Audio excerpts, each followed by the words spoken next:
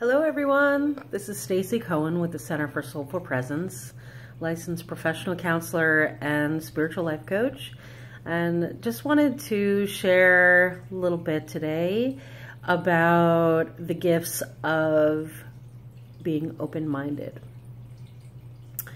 A lot of times I have people who come to me with their issues and they report being stuck in what I call the hamster wheel. They've tried everything they know, they've done the thing over and over again, they expect a different result, and they're telling me that they feel insane. And that's really ultimately because they're doing the same thing over and over again, expecting a different result.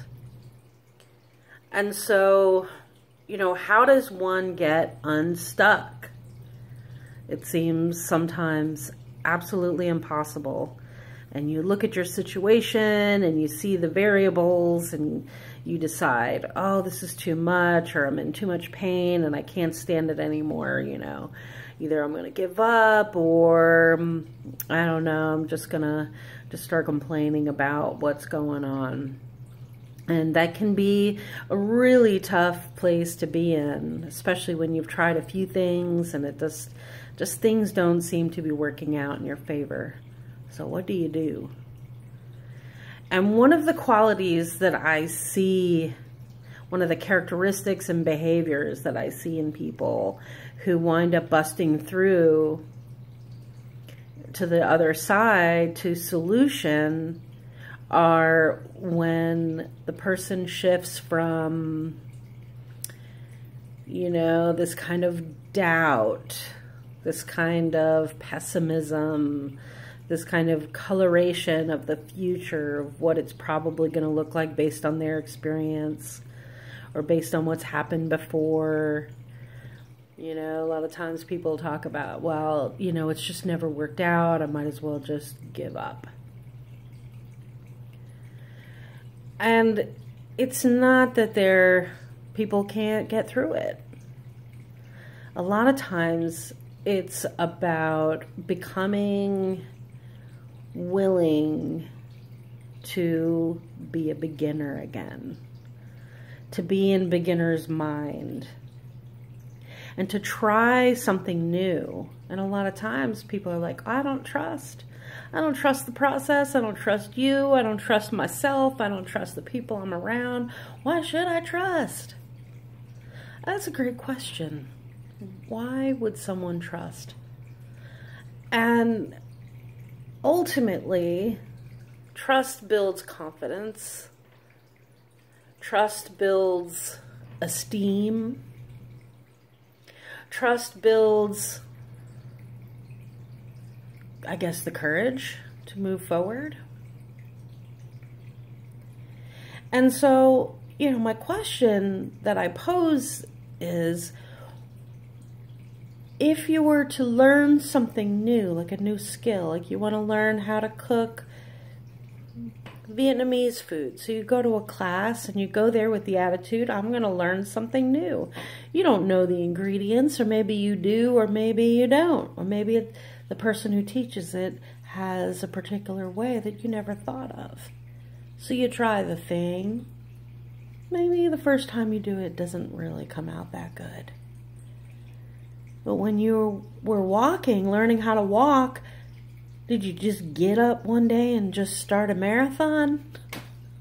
Or did you stumble and fumble and fall over a bunch of times, or have wobbly legs? Ultimately, the thing that sometimes blocks people is their lack of willingness to be a beginner again, to not know. And ultimately, people wind up learning a skill and then putting their own twist on it and becomes their own. But there's some ego involved, and if your sense of self-worth is based on how much you know, you're not going to become willing. And you're going to think that you know, because by you knowing, being in the know, that means you're valuable.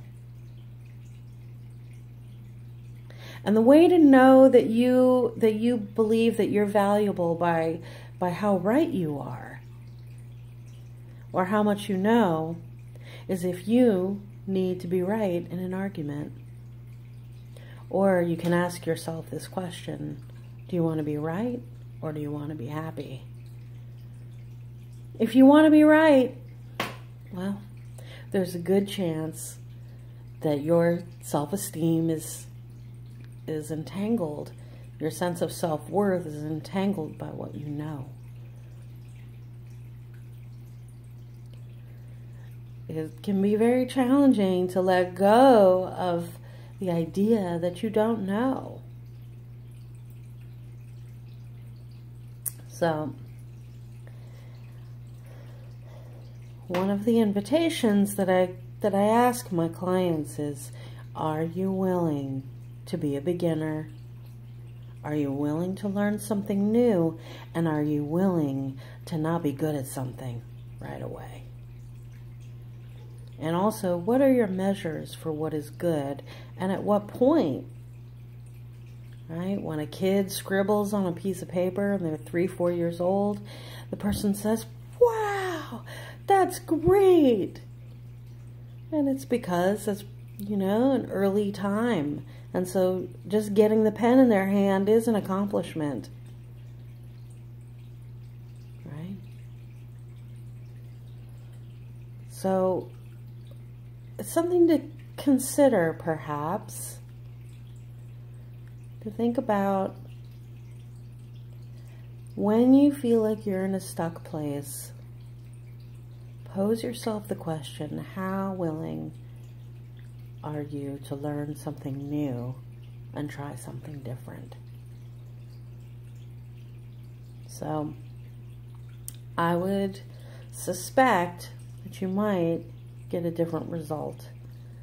And even if you try one thing at 1 degree difference, eventually over time, it'll become a whole new path. And so I wish you the best on your journeys. I trust that you're going to find new solutions that require you to be a beginner again, and to give yourself permission to be like a child and have an opportunity to explore new feelings, new sensations. And that being in a state of knowing all the time might not actually be what helps you to grow. And so with that, I'll close. I appreciate each and every one of you, and I thank you for watching.